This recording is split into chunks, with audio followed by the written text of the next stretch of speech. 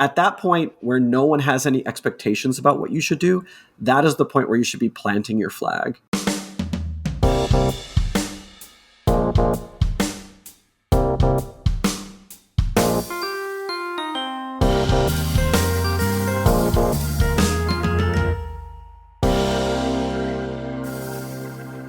Hello, print friends, and welcome.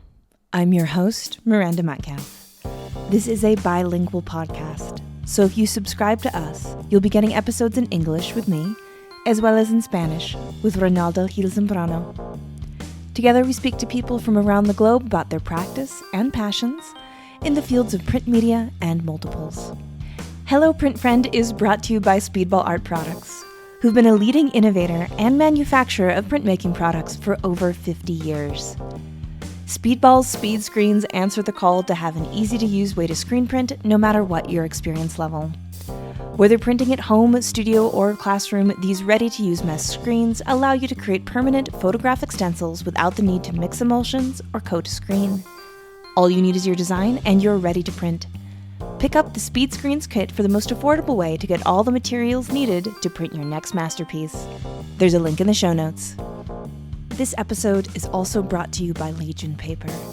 Legion Paper is a fine art paper company representing the best papers in the world. They either stock it, source it, or make it. With brands like Stonehenge, Somerset, Coventry, Reeves, Arches, and more, Legion is the best paper resource for every artist's and printmaker's needs. Learn more about the variety of papers Legion stocks at www.legionpaper.com. My guests this week are Melissa and J.W. from the Little Friends of Printmaking. We talk about getting professional gig poster commissions while still in graduate school, drawing on inspiration from our art world heroes, never running out of ideas, and feeling out of place. So, without further ado, sit back, relax, and prepare to make friends with Melissa and J.W. Hi, James. Hi, Melissa. How's it going? Hello. Hi. We're doing well. How are you? Really good. I'm really happy to be talking with you both.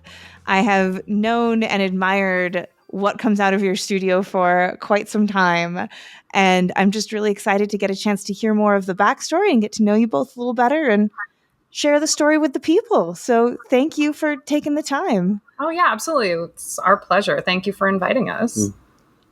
So before we get into all the questions, would you please let people know those general three foundational questions of the who you are, where you are, what you do? Sure. I am Melissa Buchanan. Oh, and I'm James Buchanan. And together we're the Little Friends of Printmaking. And we are in Pasadena, California. And what do we do? What don't we do? We design and print our own work, largely silkscreen. And we've been doing this together for around 20 years now. Yeah, nearly 20 years. Yeah. Beautiful. And where did you both grow up, and what are early art memories from that time for you? Oh, geez. So I grew up in Wisconsin. I grew up in Milwaukee, Wisconsin. And I guess I mean, at least for me, I always considered myself to have like a temperament that was geared towards printmaking. I am like a sort of like a anxious person and a methodical person. Process oriented. Precise, maybe. Precise. Yeah. So I started doing printmaking in high school, and it just really clicked with me. I really enjoyed the fact that like there was something that I could do that wasn't necessary. Like, even if I didn't feel creative that day, I could still like prep paper or, mix inks or something like that. And it just sort of like suited my way of thinking. Well, she's the city mouse and I'm the country mouse. I grew up in rural Minnesota, and my early art memories are mostly like going to Minneapolis, seeing things at the Walker. I have this like very core foundational memory of being a kid, like a little kid, and wanting to see a specific Ellsworth Kelly, and that it wasn't up, but they took us into the painting storage and I saw it. Oh, that's cool. I know. Isn't that cute? Anyway. Oh my gosh. Was that just because you were just a cute little kid coming into the specific Ellsworth Kelly? Ellsworth Kelly. And I'm like, yeah, not a lot of like 8-year-olds are asking. I don't even think I wouldn't have even been 8. I would have been really little. Then that would have been extremely adorable. Yes.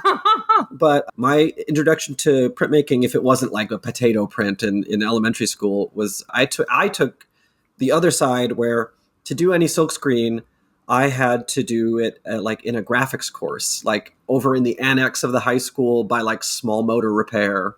And I had to go and breathe in fumes. And that was my introduction to it. I was maybe like 13 or 14 years old. And I loved it. But I think because I was in a building far away from the art stuff on our high school campus, I just didn't connect the dots that this is like something I could keep doing. Or maybe literally just it wasn't something you could keep doing the way you could with like, you just take another art course next semester. Like you take graphics and now you know graphics and you're done. And you've done litho and silkscreen and now you're done and you can just enter the workforce. The right page at 16. Yeah, right? Yeah. Well, I mean, that's probably what they intended. I mean, so like I went to college not having done printmaking in years and really only having done it in this like very technical way. Yeah, like a tech sort of way. And and we met in college. Yeah, we met on the first day of 2D design. Yeah. And like I came in as a sculptor. I mean, I followed Truman Lowe, whose work I really liked, to Wisconsin. And then of course he left and became like the famous curator. But that's okay. Congratulations to Truman. He's terrific.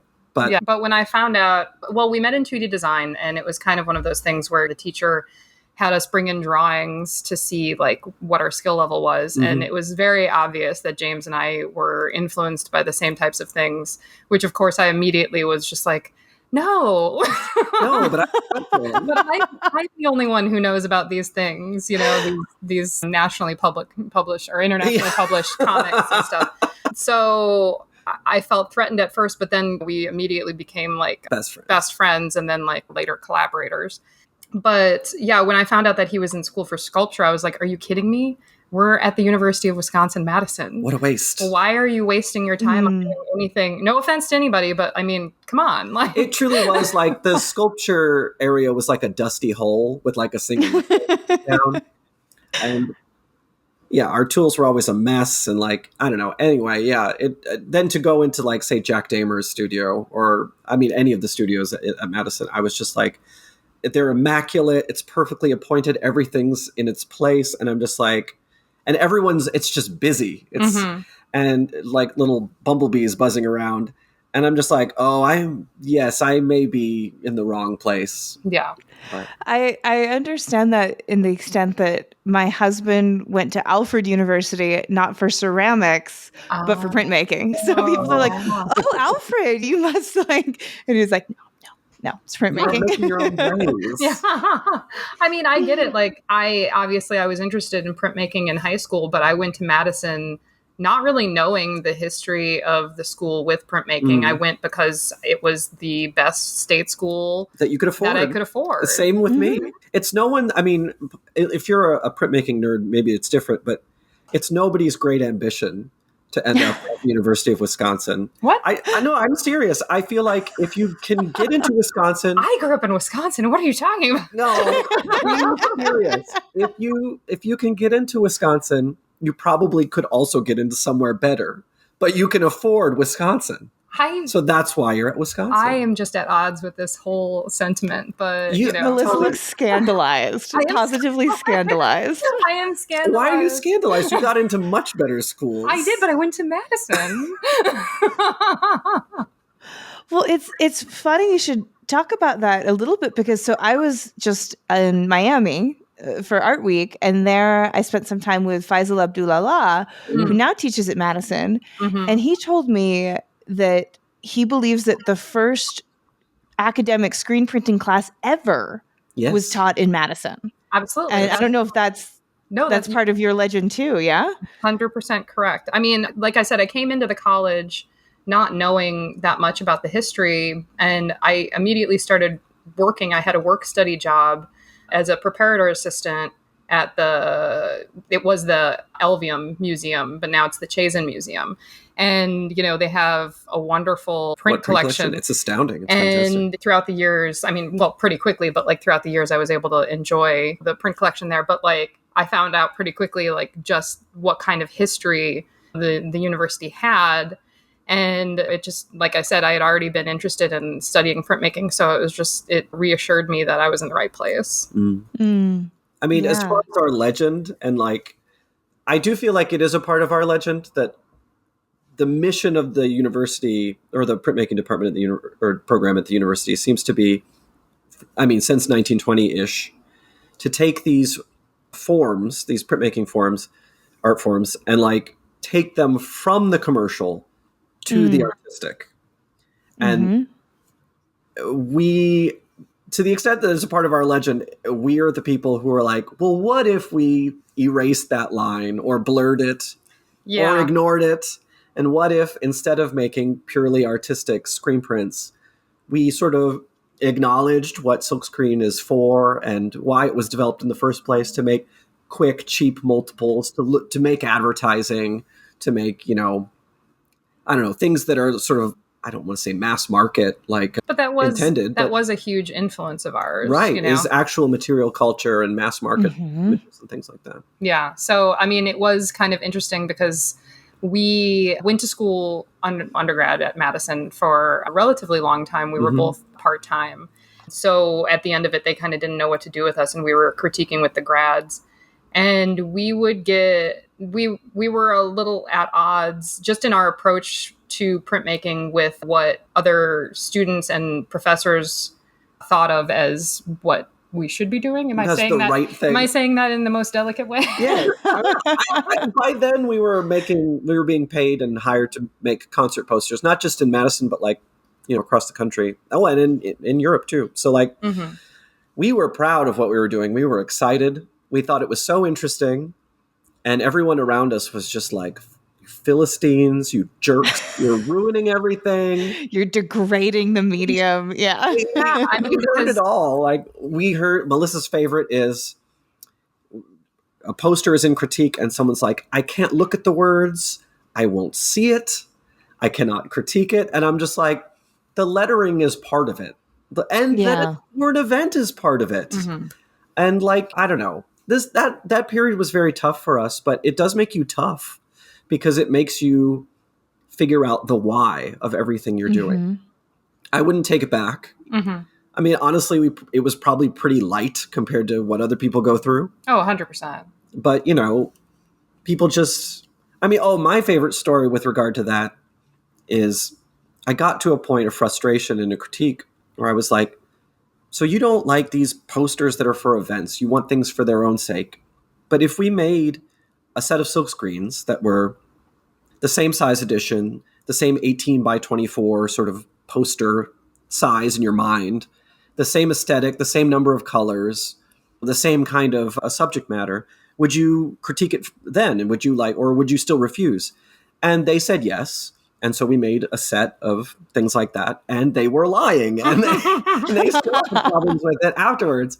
But even though they were being disingenuous, it sent us down a rabbit hole of being like, we can be flexible with this. We don't have to sit and wait for somebody to offer us a job to design something. We can just express ourselves and with this similar poster aesthetic. Right. It doesn't have to be art is over here and graphic design is over here. Yeah. They can be in some sort of weird middle area, and we can be in charge. Yeah, that's so interesting because I didn't know that you were bringing these posters into your academic practice and saying, this is the art. Because I've known artists who say, oh, I do this more conceptual work, and then to pay the bills, I do this. And I love that idea of coming in with this idea of, these are not distinct. I am putting my creative energy into this. I am bringing a voice to this.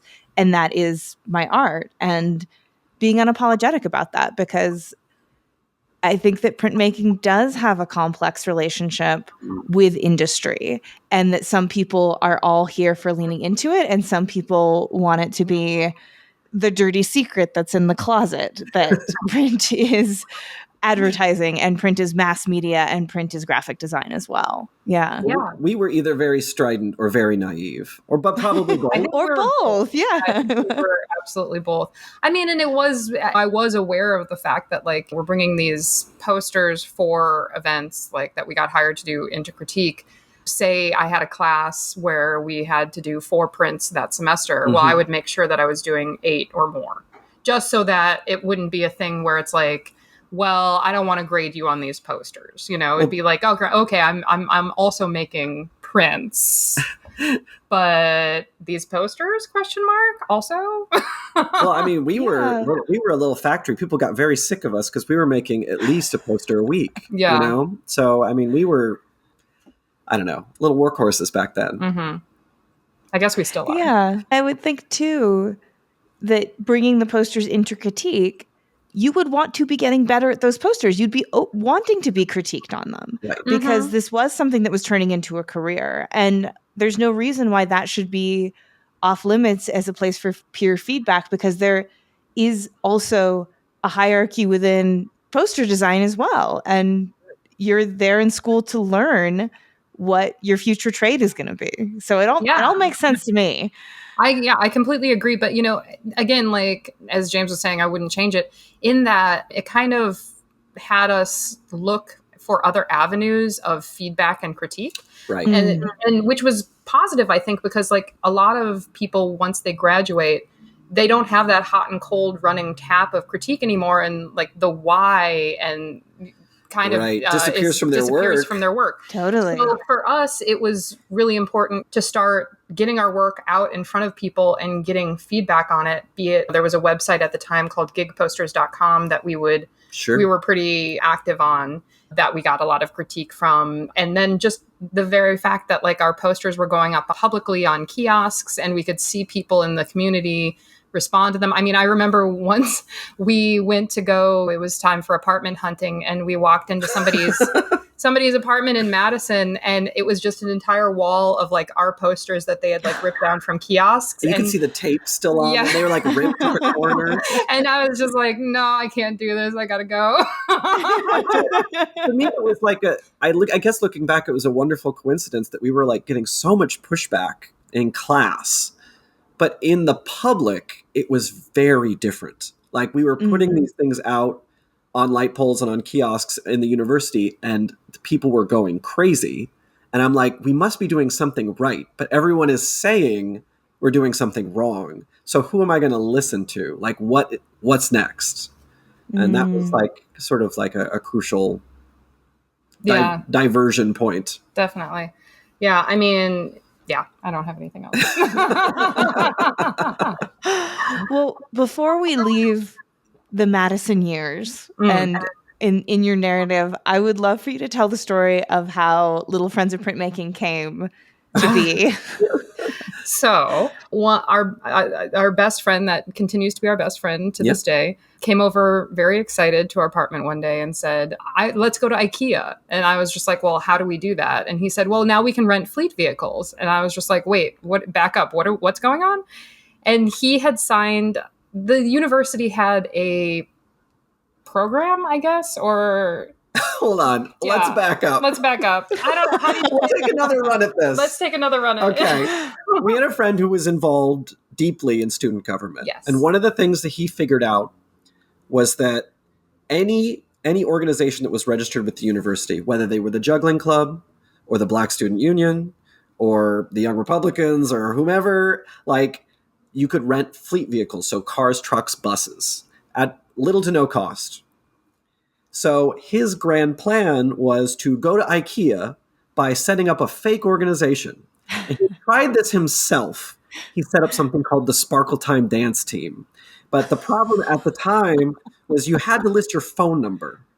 And so people called him and were like, how do I audition for the Sparkle Time Dance team? And he got caught, and that was the end of that. And then he came over and he was telling us about his troubles with this. And he was like, oh, well, do they have an art club at the university? And we were like, no, they don't. Well, I mean, I'm sure they must have had something, but... it was not made clear to me. Anyway, he comes over the next day and he's like, congratulations, you're the vice president and the president of the UW Art Club. I mean, the UW Art Club. It was a nightmare because it was our number. Our home phone number. Then so people were calling us and asking how they could register to be part of the UW Art Club. Or could we like look at their watercolors, or can we look at their portfolio? Man. Most, I mean, not art students, just students generally. And then so, I don't know. I didn't even want to go to IKEA that bad. So anyway, we had to think of like what would be the name that we could change it to where we would never get a telephone call again. And, we came up with the Little Friends of Printmaking because the Little Friends of sort of like a bloody sisters of the poor. Yeah, the little sisters of the bleeding immaculate. Whatever. Yes, that kind of thing. So it needs to sound pitiful and maybe a little religious. And then like printmaking, because like even at the UW, painters were the rock stars. Like ceramics people were cool. This might have been internalized. Of course it's internalized. Like, printmakers at the time were wearing lavender jeans and like polar fleece half zips. You say this like it's a bad thing. Well, now it's in style, but back then it was like, oh my God, who are these people I'm with? Yeah, now, yes, they dressed like the girl from season 2 of White Lotus. But back then it wasn't cool. Sure. Okay. Like back then it was really sad. Sure. So, yes, so we changed the name immediately. No phone calls. Everyone, so sad. It might still be registered as a university organization. I sincerely doubt that. But like that's the thing is we never got another call. It was just over from that point. And then it sort of evolved where it was just like for a little bit it was like a real organization. We were like, here we are, we're the president and vice president of a university organization. Let's do something with it. There was a point where undergrads were banned from showing in university galleries because somebody had made like a big mess and glued things to the floor. And so we were like, oh, but organizations can hold an exhibition. So we held an exhibition. We held a 2 print annuals, as the Little Friends of Printmaking. And then we were like, oh, we're a group. We're a team. Aren't we great? Like there's like 10 of us and we're the Little Friends of Printmaking. And then as with all like collectives, everyone just sort of went away or started their own collective. Graduated, whatever. And then it was just the 2 of us. And we were just like starting to, I guess, a professional career. And we were like, well, what do they call you? And it seemed crazy to go by our names, like one of the things that I always liked about the idea of being an artist, which, was not actually true, is as a kid I was like, oh, being an artist is great because you can like the art is at the forefront and nobody pays attention to like the artist. I can be like this like neurotic mess behind the art, but nobody absolutely knows. Anonymous. Nobody knows that I'm anonymous. So I liked the idea that like we would work behind a name because it made us first of all sound like there's more of us. Like maybe we can be hired for even more jobs instead of just like, oh, there's only the 2 of them. And we won't stress them out. Yeah, exactly. But little did I know that people actually do want to know the artist behind the art. I know. I was going to say, having worked in the commercial gallery world for about a decade, that's almost nothing could be further from the truth. I know. When it comes to it. It was a wake up call, definitely. But I could see it if you hadn't been in it. Thinking that it makes a lot of sense because the objects are so revered and the objects are so put on center stage and they're on the white walls and they have the writing about them and that kind of thing. And then you get in a gallery and they're like, so there's going to be a VIP dinner on Thursday night at the pre-collector's opening and make sure you don't get too drunk and, yeah, exactly. All of it. Yeah, for sure. So in terms of kind of becoming Little Friends of Printmaking as it stands now, as the 2 of you out in the world doing projects, and how you both came to it as separate artists.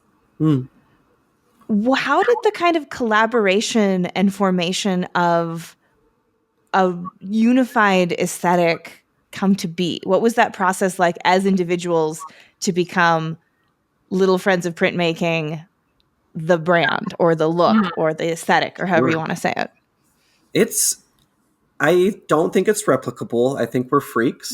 I've tried working with others. It doesn't really work that well. I mean, we just we had at ease with each other right away. I think we just had a shared sensibility, not just visually, like that first day, like in 2D design, but like I think there was a desire to like not compete with the other one, but make them laugh or like be like, what about this? What about that?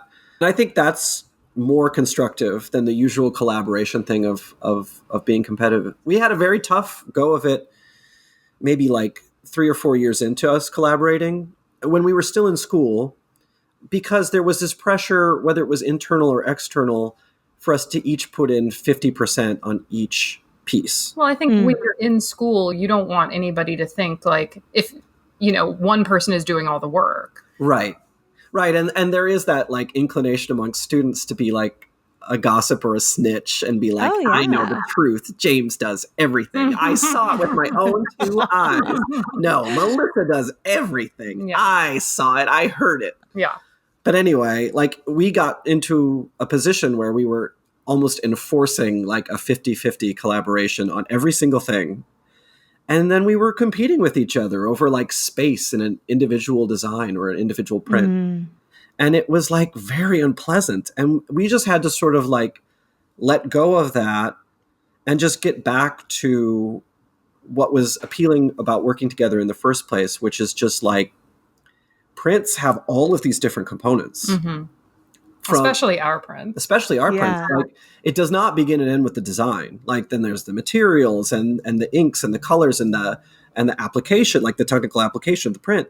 Like there are so many aspects of this, and there are so many points at which you can go back and like be like, oh, maybe we should change that. Like it really is a dialogue between two people, whether we intend for it to be 50-50 or not. Like, so we just had to get into a much more comfortable rhythm of like starting projects together and finishing projects together. That was kind of the rule.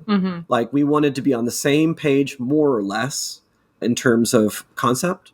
And we wanted to be on the same page more or less, but I mean more, hopefully, in terms of the final product and like whether it's ready to go. And that's kind of like the thing that has made it work. And like over the years, we've just sort of developed a house style where like at this point, like when I'm designing something, I'm confident that I'm doing it in a Little Friends style. And I feel it's probably the same for you. Yeah. I mean, definitely. Like when you look at some of the early pieces that we did together, like collaborative pieces, we definitely had like a lot of like vignettes happening within like the composition, where it could be like, oh, I'm over here and like James is over here, and they kind of go together, you know what I mean? And I remember even in college, I was handing something in, and the professor wanted to know, like, is this both of you or is it one of you? John Hitchcock. Yeah, it was John Hitchcock. And John was like, I can't tell whose this is anymore. And I don't know if that was like bad I'm sure it made his job harder. But for us, we were like, that felt like a win, you know, that like you couldn't, because that particular print, I remember like we had drawn separate pieces of it. So it felt like a win that like it looked like it was from one hand. Right. Yep. Yeah. And then in terms of your individual self-perception as artists, was that at all challenging, or did it just feel like such a natural process that it never kind of came up against ego? It's interesting because like it is such like what we do is such a solitary pursuit that you would think that it would be an issue, but I really like that there's somebody to bounce ideas off of. It's great. There's not anything that we're doing with our work that I don't feel like I'm putting my all into, or like there's no part of me that doesn't feel like I'm being heard. Do you know what I mean? Yeah. So I don't really have something where I'm just like, well, I really wish I had an avenue to funnel this. I think because we can just do it. Yeah, that's the thing, is we can do it. And this is like an umbrella that can hold, or that can cover all sorts of different things. Yeah. No, that's it. Oh, okay. It felt like I interrupted. No, you did great. Oh, okay. Good job. No.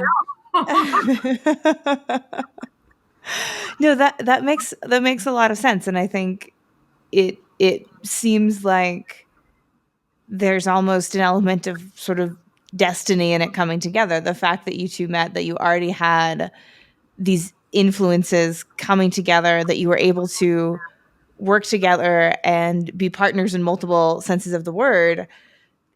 I think it's pretty unusual, honestly, in the world. And so it happened, I think, as it was supposed to happen, is what it sounds like. I mean, and when we were in college, like we looked up to Warrington Colescott and Fran Myers. Warrington obviously had been retired by that point. Fran was our professor.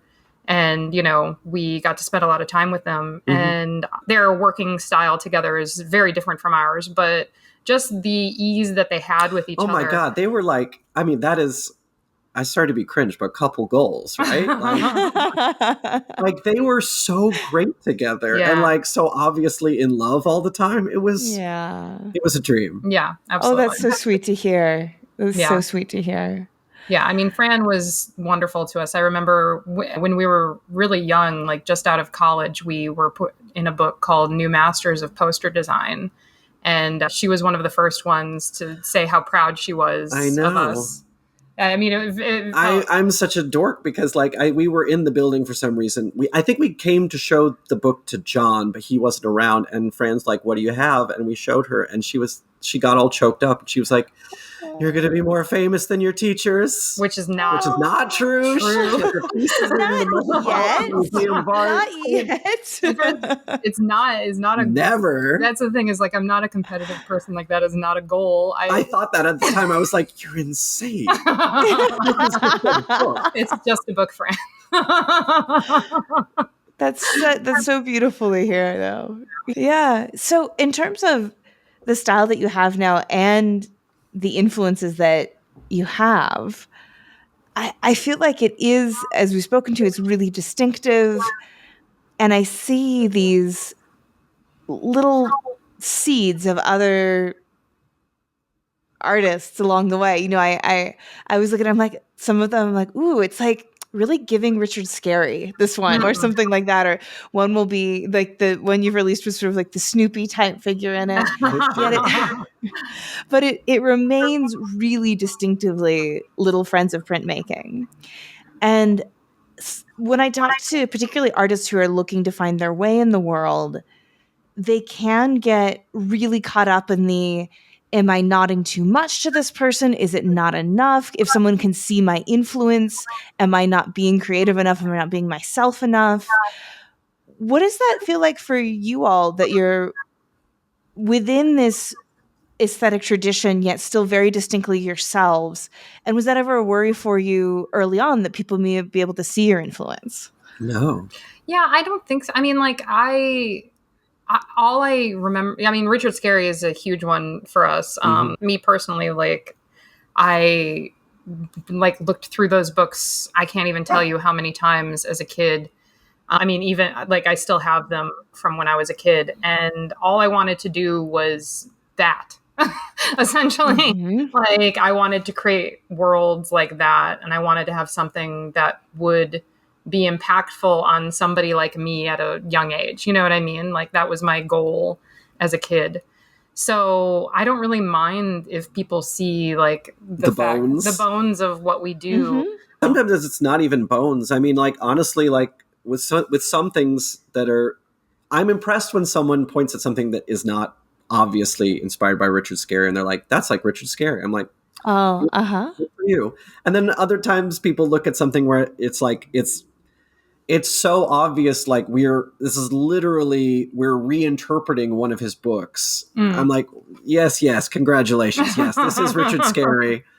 I mean, we try to be reasonably obvious with our influences because, I don't know, I just don't see anything. I don't see an advantage in holding back. The only disadvantage would be if someone told you couldn't make it. You know what I mean? They're like, "Oh, cease and desist," something like that. Yeah. But other than that, I feel like if we can make a print that expresses how we feel about a specific piece of art or an artist, and it points people towards that artist, then it's like two good things. It's like we've reinterpreted what we enjoy and sort of like metabolized that and sort of expressed it.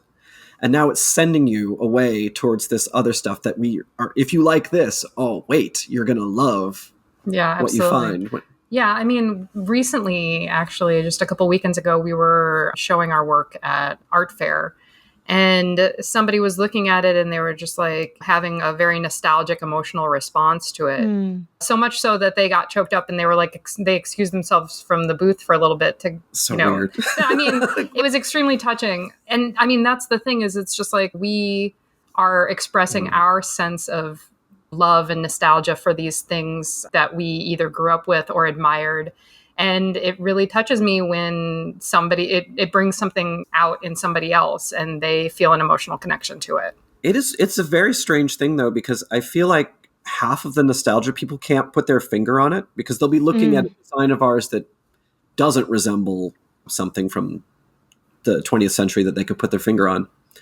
But they just feel a sense of nostalgia. And I think it's for the process. I think people remember seeing spot colors. People remember seeing things that were plate litho or silk screen. And that was a part of their day-to-day life, like in the store or on a shelf.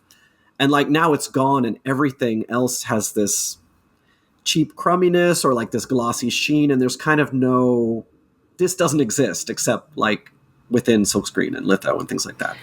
Yeah, I think that's such an important point because part of the feeling that your work gives does come from the specific qualities of the process. Yes. Because that was what was being used. And while as we spoke to, some of the images have a really strong direct link to Richard Scarry, where you maybe have this little urban scene with these little animals doing their little jobs.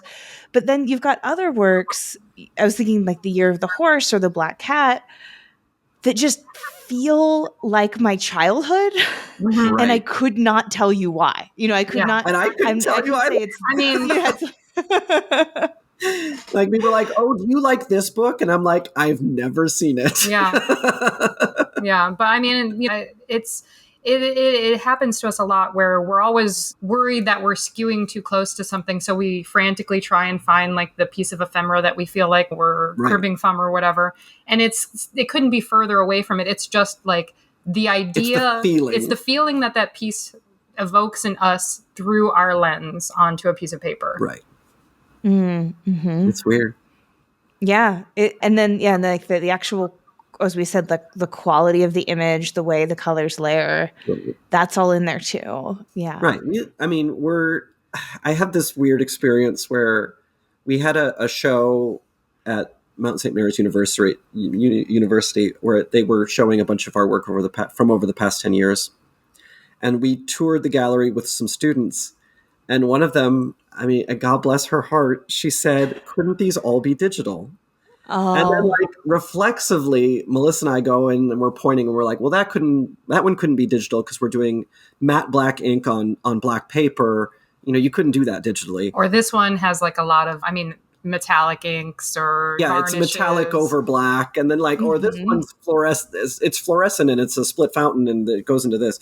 But like ultimately, like it was this thing of like, oh yeah, every time we go out here, whether it's at the front of our mind or not, like every time we go out there, we're trying to make sure that there's a reason that it's a print or we're using silkscreen to the utmost.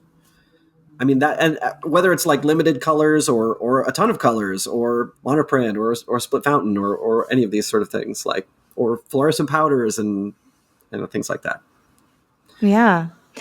I'd love to ask you about one of your compositions in particular, which is the I'm Dumb duck. Sure. And I don't really have a fully formed question other than I love it and I don't know why. Can you explain to me why I love this so much? I wish I knew. I mean, truly, that's the funny thing is, again, it just goes back to James and I when we're coming up with an idea for a new product or print or whatever. We're just sketching together and whatever makes us laugh the most wins. Mm-hmm. And that really made us laugh. And again, like, we don't know why. I've had to think about it a lot, actually. I've had to think about it a lot because a lot people have had the same reaction that you are, where they just see it and they start laughing, and they're just like, I have to have everything you have with him, the pin, I need the socks, I need the sweatshirt, please make a print of him, but they don't know why they love me so much. So he first started out, we were doing a silk scarf. We were doing a pop-up residency in Tokyo. And so we made like silk scarves to be sold at a department store. And the silk scarf was like people we know in Tokyo, sort of fashion illustration style on little cats, like little cat characters. Like, so. Hello, Richard Scarry. Right, exactly. And then so we're drawing it, and then there's a little dead space in it. And so I draw a duck, because that's how I feel when I'm in Japan and I'm one American guy just doop-de-doo, sticking out like a complete sore thumb. Well, to be fair, do we feel that much different here? No, not at all. So that's the beginning of him. And then we just started playing around with maybe he's a dumb guy. And then the sweatshirt is it's a takeoff on 60s peanut sweatshirts, with the big fat slab typeface at the bottom, which I would usually say Peanuts or Snoopy, right, or something like that. I couldn't find what they actually used, so I just had to draw it. And then we liked that it had the copyright information at the bottom, because I feel that's such a a 60s, 70s, 80s thing. Yep. Nowadays they wouldn't do it because it would ruin the shirt. But it's like a signifier of something that's actually old, is that it has that big fat copyright information at the bottom, and it's only one color, and it's on this big oversized sweatshirt, and it's like a total package where it's just one thing on its own is pretty good, but you put it all together and it's it evokes this response. But I also think just the character itself, it kind of plays into our constant feeling of being dumb. Well, yeah, but just my own mental whatever is just I constantly feel the joke's on me, or I'm just not getting something that everybody else is getting, but I'm not that utterly bothered by it. I'm just doing my own thing, and I don't totally understand what's going on around me, but that's okay. I agree and disagree. I totally identify with the first part of what you said, but I aspire to be like the duck, to throw the nails in the air and not care, and swing the hammer around wildly and not care about how stupid I am, as opposed to looking around at everything that's going on and being I don't get it. Is there something that I don't understand? I've read all the materials. Why is everything wrong? I've Googled how to be normal so many times. Exactly. So it's one of those where it's our current moment culturally where I just feel super dumb. Yeah. Yeah. Do you think that any of that is exacerbated by Southern California living, where, I don't know, when I go there, I feel like everyone is really hot and really rich and really cool. Where are you hanging out? Venice Beach. That's where I've seen it. Yeah. That's fair. That's fair. Well, I mean, the one of the things that we love so much, I mean, there's so many things we love so much about Los Angeles, but one of the things is that it really contains multitudes. So we feel totally accepted. We feel the most comfortable in the city that we've ever have in any city, but I couldn't necessarily say that if I went to Venice Beach, or they might kick us out. Yeah, exactly. But the city has room for every type of person, so that's nice. But I think ultimately it's just the way that I approach everything. I mean, people comment a lot on patch and pin and shirt that we made that says "Depressed in Los Angeles," and they are just how could you be depressed in Los Angeles? And I'm well, that's the joke. That's the joke of it. Yeah. But it's also the other joke of it is I take this with me wherever I go. You know what I mean? Only here is it an outrage. Only here. That the sun is shining. Yeah. The surf is high. I can't get out of it. Yeah, exactly. And I'm miserable. But again, it's just yeah, when I don't know. I don't feel super. Well, I understand what you're saying, where sometimes you around rich people and you just feel absolutely insane because their world is so different from yours. But I will say the one thing, if you live here and you avoid things like Venice Beach, maybe, I love the fact that rich people in Los Angeles a certain kind of rich person in Los Angeles dresses like a bum Yeah. and like drives a crappy car. I love that because it means that maybe I'm a rich person and maybe you have to treat me with respect. Oh no. I know, but I'm not. It gives me license to dress however I want and do whatever I want because once you meet a few rich people who are doing that, then you're like, oh well, shoot, what's holding me back? Like I'm just going to do whatever I want. Yeah. Yeah. You're just like a total weirdo. I think I saw that a little bit in Seattle too, having Paul Allen come through the fair in jeans and a t-shirt. I mean, it's definitely, I think, a West Coast wealthy. Right. Yeah. That's so funny. I'd love if in the time we have left, you could speak to advice for students. And I'm sure this is something that you get a lot as people who are kind of living the dream, making the career off your art, living in a place you love, working with your partner every day. But I do know that there are a ton of students who listen to the podcast, and we've talked a bit about your experience in college and that sort of thing, but anything particularly that you have found is useful or that you would love to go back and tell little Melissa and little James before you took on this life? Do you want me to go first? Yeah, you go first. I think one of the things looking backwards that would be interesting for somebody else to know is as much as you're influenced by something specific, don't just emulate that. It's not that art is a zero-sum game, but like if, say, you're influenced by a specific artist and then you completely emulate them and you're completely successful, you're taking that person's the market for that kind of thing, and you're cutting it exactly in half. Yeah, you're doing a disservice to something you love. And to yourself. So I think the thing that we ended up doing, we fell into making concert posters. I think we both intended to be indie comics artists. But the thing about it is by the time that we decided to become indie comics artists, the door was already closing or closed. Or at least we felt like that. And so like we found something else and it turned out to be perfect for us. So I think just trying to like follow too closely on something or hop somebody else's train can be like a little bit of a waste of time. Yeah. I mean, because obviously you love this artist, you're emulating this artist, you have enthusiasm for the artist. That's great.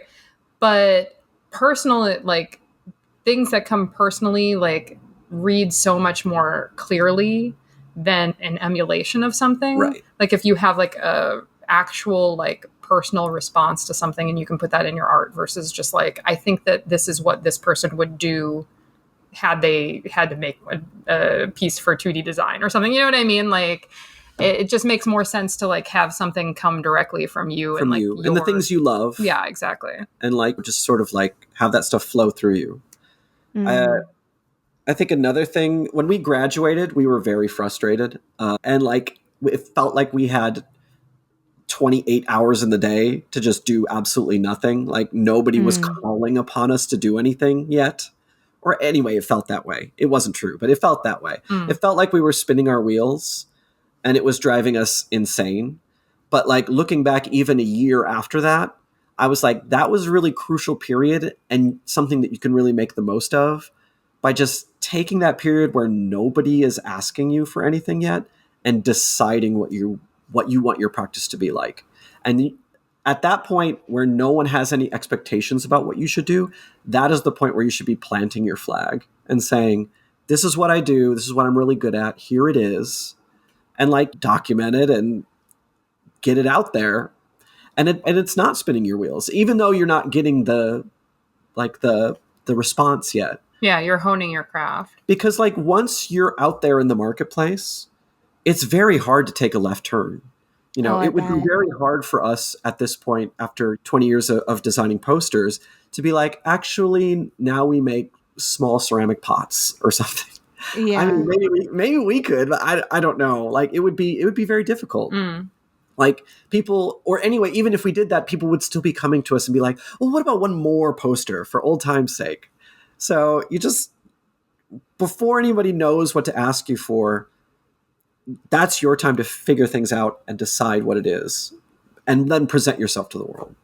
Yeah. I mean, this is something that I was reflecting on earlier, and I don't know if this runs counter to what you were just saying, but Feel free. I was just thinking about like when we were in school, we obviously, James touched on that we were very, very amped all the time. Like, I don't know, even know what the word is for, we were just like, go, go, go. You know what I mean? Like our professor, John Hitchcock, recently told me that he Was scared of you. was scared of me in college because I was just so intense. You know what I mean? Because I was like, I'm here. I'm paying for every minute. Yeah, exactly.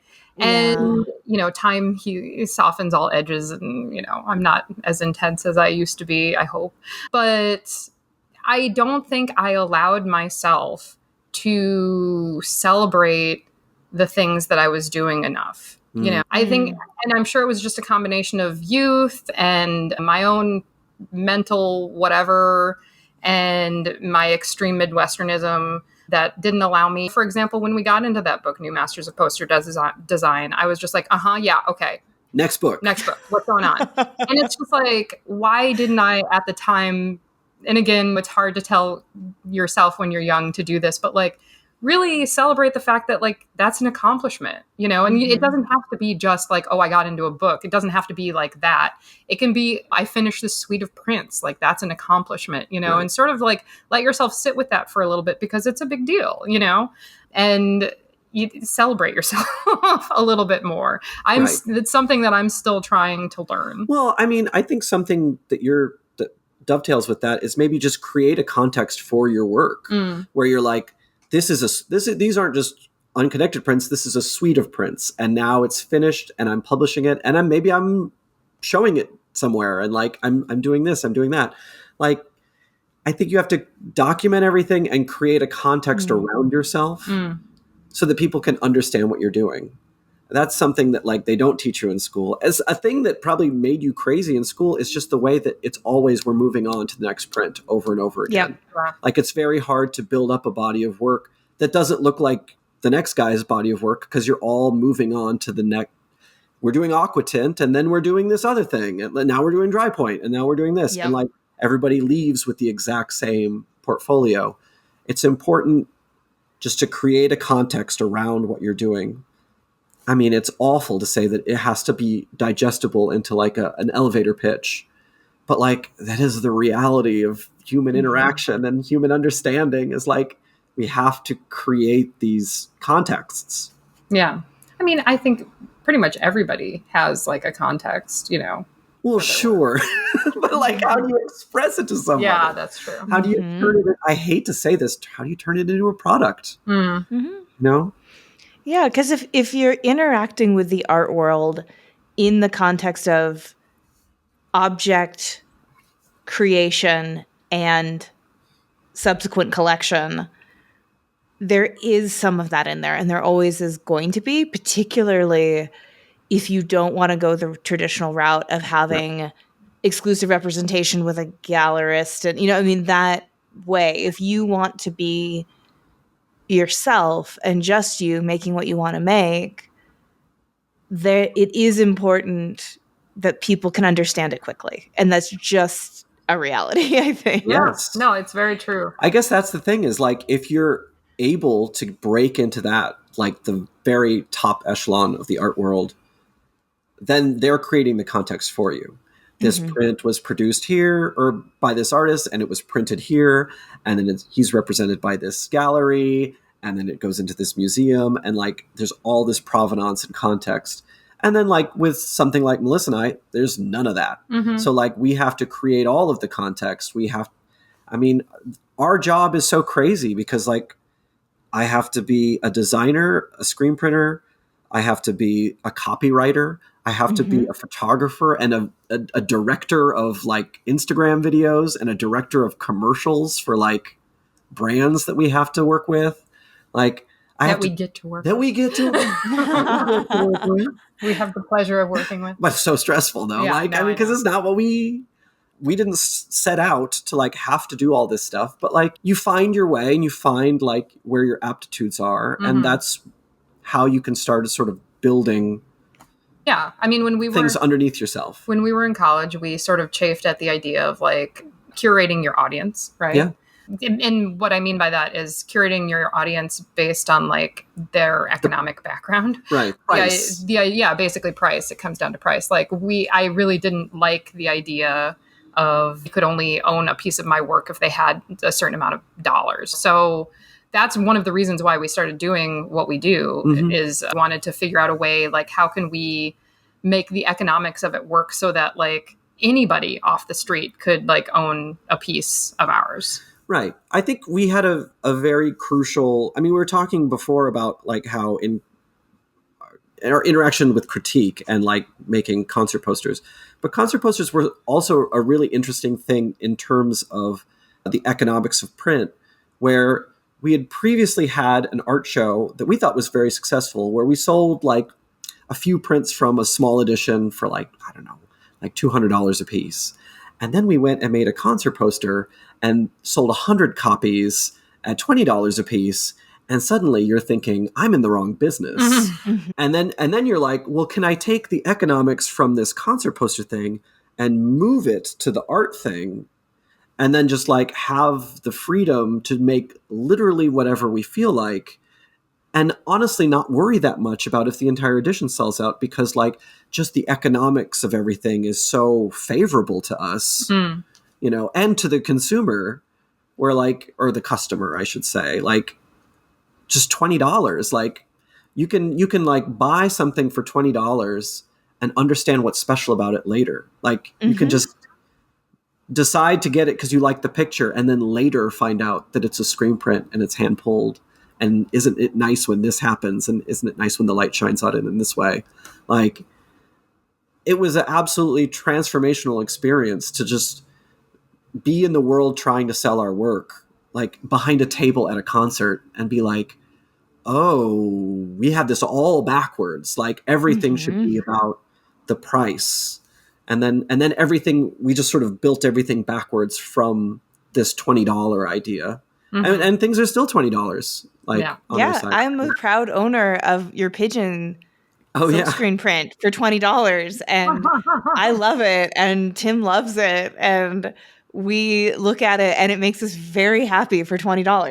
Oh, that makes me so happy. And that's the thing, is it only has to make you $20 happy. Yeah, like, I know. It doesn't matter what happens. It's far outseated it too. Well, no, but you know what I mean, though, is it's just like, I guess I like the idea that people have sent me photos of like their niece's bedroom, and it has like posters of like whatever musician or like Disney Channel starlet or something. And then like next to like one of our prints, like that.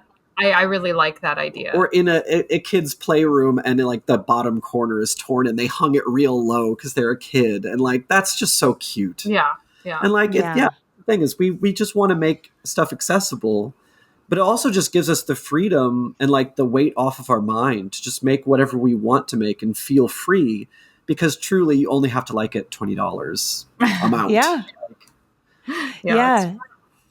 As prolific as you both are, do you ever worry about running out of ideas? Do you have that particular creative anxiety, or does it feel like being creative leads to be more creative? I think it's the latter. Although I hate that the business of everything, whether it's illustration and art direction, it leads you to just repeat yourself and self-plagiarize all the time. Like people will only hire you to do what you've already done. Right. It's such a drag. But like sometimes our art prints are like a corrective to that, where we're like, boy, for this project, I wish we got to do this. And then so we do that. As like an art print. Yeah. And then the next time an art director comes around, they can ask us to make that instead. Yeah, exactly. But like, I do think that creativity probably begets more creativity. There was a time where we were very nervous that we were going to run out of ideas, or that they were just precious and we needed to like write them down. We had like a PDF where we just had all our ideas, and it got to like over 300, like different print ideas, like 300 print ideas. Sometimes it helped us, like at least in the top 10 print ideas, to like organize like, oh, we have a gallery show coming up, so what are 10 that we could like do? But like it got very obscure, where we're like, well, what did we mean by that? Yeah. And then, but also it gets down to like 300, and you're like, I'm good. I think Yeah. We will always be coming up with ideas for prints. Yeah, I think that honestly, like the biggest enemy that we have is just time. Right. There's never enough time to do everything that we want. Like we have so many things that we would love to do. Oh yeah. And we're just limited by time and our old bones. Well, and just, yeah, I mean, this is the dark side of like everything being $20 and time in terms of just like we print. Boy, we were looking at it, and we print every day. Yeah. And we probably print on average an edition every day and a half. Mm. So we're just constantly pumping out these prints just to keep the inventory numbers up. Yeah. It's wild. It's the other side, but we love a frenzy. Like there's nothing like being at an art fair and there's a sign and people are like, is that for real? Is this $20? And they just, that's what I want. I want like people just like, I want to see that smile. I want to see disbelief. Like, but yeah, so I mean, ideas, no. Well, and the medium too. Yeah. Like the medium is a constant idea generator. I mean, I that is very true. Like I don't know how I would feel if I didn't print my own work. I'm very connected to the labor of it. And the materials. And the material of it. Like it's part of our art practice, obviously, like so intrinsic. And so it's a good question. Like if we weren't printing our own work, would we have as many ideas? I don't think that we would. Or they just wouldn't be the same. Yeah, exactly. Yeah, that makes a lot of sense. But yeah, like the print off pile is definitely like a generator of ideas. Like a lot of our best stuff came from having to print this ink on top of this kind of paper and being like, hey, wait a minute, is that That's a thing. Is that a thing? That's a thing, right? Yeah. Oh, I love that. I think that's such an important thing too for, again, students to hear that when you're not in a context where you're being given assignments, too, that or prompts or directives, that through the act of creating, you get the fuel for more creating is wonderful. Yeah. Well, is there anything on the horizon, particularly fairs you're going to be at or projects coming up, things people should look out for? We won't have any new fairs until Flatstock. Yeah. In March. Yeah. It's South by Southwest. And then like we have another children's book coming out. It's about bulldozers and construction equipment. Yeah. And I mean, we'll just be making prints in January. Like hopefully we'll be designing new stuff. It really is a drag when you're in the pits of fair season and like every weekend is standing in a booth and saying hello to people, and every weekday is printing 3 to 6 colors a day. Yeah. I would love to be designing a print right now, but we're just not. Yeah. So you caught us where we cannot imagine the future. And you asked us what's on the horizon. And I think just the light went out of our eyes where it was just like, oh, wouldn't that be nice to have a horizon? A future? Yeah. Only now. Only now. Only now exists. Right. And then the next second. Who am I failing today? That's my question every day. Oh my gosh. Which client is mad at me? How do I like manage their anger? That is my life as a freelance person too. Is that whenever I'm doing something, it's in sacrifice of something else. Absolutely. 100%. Oh my God. At least in January, we'll only be failing ourselves. Right? Warner Brothers Animation. Oh no! Yeah. You're not supposed to. Oh yeah. Where can people find you and follow you and put in orders to stress out your old bones of your beautiful $20 prints? So on all social medias, we are at Little Friends of. And then our website is thelittlefriendsofprintmaking.com. But if you Google Little Friends or Little Friends of Printmaking or some combination, I assume you'll We're the only one in the book. Yeah, so far. But yeah, that's where you can find us. Well, thank you both for taking some time to chat. And it's been really fun. Oh, it's been lovely. Thank you so much. Thank you. Yeah, I hope I get a chance to visit you in LA. We can go to Venice Beach together and we'll go to Muscle Beach. Yeah, we'll just make tiny little muscles. I feel like you two could do a really cute take on Muscle Beach. I'm just going to throw that out there. I bet we Like, can. I'll add it to the list. Put it on the PDF. 2 years from now, we'll be like, Muscle Beach, what was that?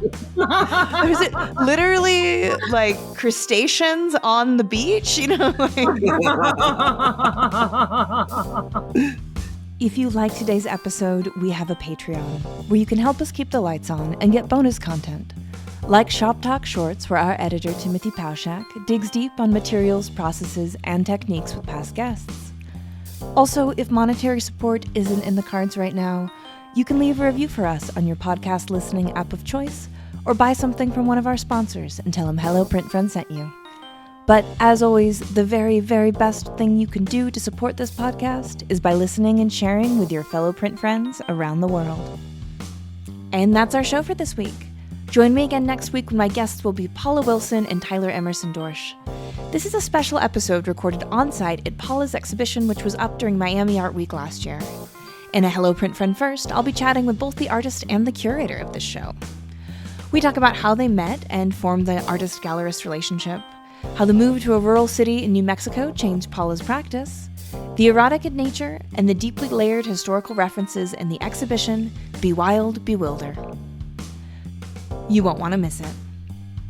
This episode, like all episodes, was written and produced by me, Miranda Metcalf, with editing by Timothy Pauschak and music by Joshua Weber. I'll see you next week.